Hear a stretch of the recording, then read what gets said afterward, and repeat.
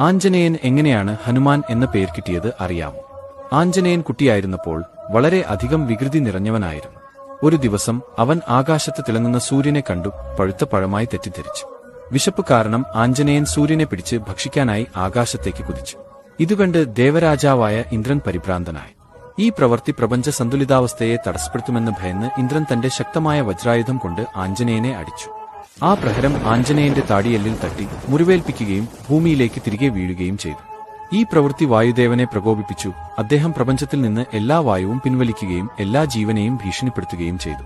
വായുദേവനെ പ്രസാദിപ്പിക്കാൻ ഹനുമാന് അസാധാരണമായ ശക്തികളും അമർത്യതയും നൽകി ദേവന്മാർ അനുഗ്രഹിച്ചു. അന്നുമുതൽ താടിയെല്ലിന് പരിക്കേറ്റ ആഞ്ജനേയൻ ഹനുമാൻ എന്നറിയപ്പെട്ടു.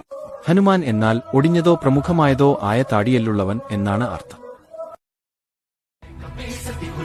उजागर राम दूत अतुलित बल धामा अंजनी पुत्र पवन सुत